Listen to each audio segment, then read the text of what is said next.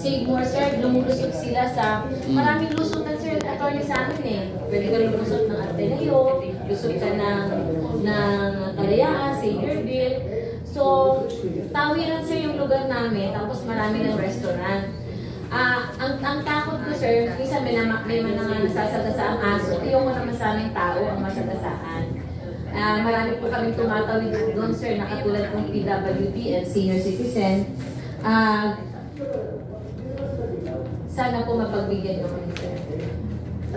Maganda naman po itong resolution nyo, pero pag nagsiset tayo ng limitasyon, hindi in the form of a resolution.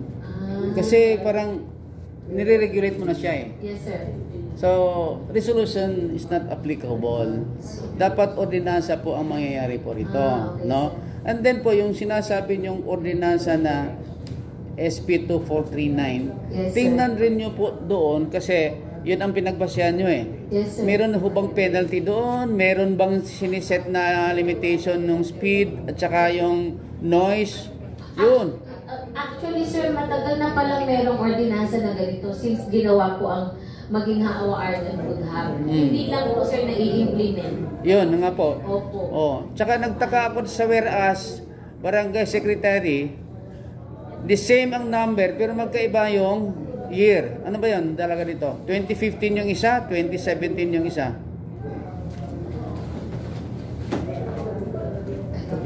Apat yung mata mo, apat rin yung mata ko.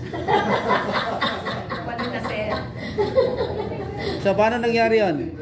Magkaiba ba yan? Typographical siguro, sir. Sir, anak ko, 2015, 2017. Kasi, sir, nauna naman yung yung Maginhawa, na nag-declare po na Maginhawa Art and Food Hub. Yes po. Pero kaya nga tanong ko po, magkaiba ba ng year to? Kasi pareho ang kanyang docket number, 2439. Sir, typographical lang marahil. 2017. So, hindi 15. Hindi po. So, yung 15 na nauna doon sa whereas, mali yun. 17 yun, sir. 17. Opo. May kopya ba tayo nung paan? Kasi titinan po natin. Opo. Kasi kung maglilimit po tayo, not in the form of a resolution. It should be ordinance. Yes po. Tapos may penalty kayo kung halimbawa hindi sumunod.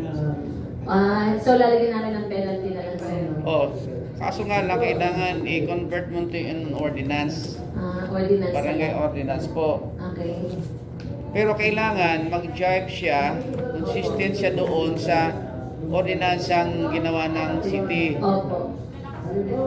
So hindi dapat resolution, sir. It should be ordinance. Oh, kung gusto mong i-regulate.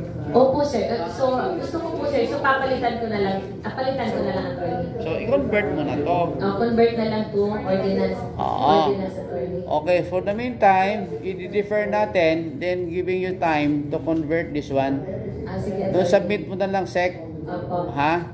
Kung magawa mo na, i-request ka for inclusion sa agenda dito next time. Pag nagawa mo na yung ordinansa. Opo. Attorney, kayo ulit ang didelete sa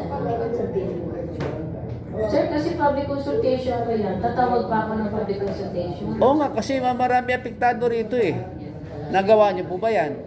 Hindi gagawin, sir, pagka ginawa nyo. Ayun, so with the conversion of this resolution into an ordinance, then conduct a public consultation. Okay. No? Nandun yung attendance minutes, sec, mga pictures na nag-distribute kayo ng pagkain. Attorney, should I also call the attention of the business owners in Maginhawa? Oh, all stakeholders. So, kasi dito, noise nyo to eh, sa Maginhawa eh. Yes, sir. Kumakain po ako dito eh. Opo. Oo. And then, sir, sa ulo 50. tapos po, then you also invite during the public consultation yung DPOS. DPOS. Oo. DPOS. Yan. DPOS. Yan. Para at least alam nila na meron kayong gagawin dyan. Sige, sir. Pati NMDA na kaya, sir? Yung mga in charge doon sa kwan. Mga concerned agencies, sir. Ha? Okay po. So, okay lang po kagawad, di-defer? Yes, sir. Thank you so much. Mr. I still have one, sir. Pero hindi nyo birthday ngayon, ha? Sir, Okay. I'm August 1, sir. I'm just joking. Okay, Mr. Chair, with the... Okay.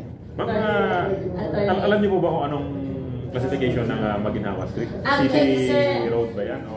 Maginhawa, ano na po siya, sir? Maginhawa food art and what do you mean, MMDA sir? ba nag-regulate po? Actually, sir, MMDA. Pero sir, nung aming Maginhawa Summerfest, nandun si Mayor Joy, ni-report namin yan, sir. Kasi inaano nila kami, sir, lagi nire-record ang mga kumakain doon sa may business establishment. So, nag-request po kami kay Mayor Joy na tingnan mabuti. And nagulat si Mayor na bakit kailangan i-record kainan ito.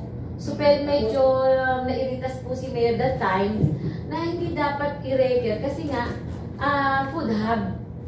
So, ang alam ko, sir, until now, inaayos po nila yung classification. Baka Sila po naman nila- national highway to.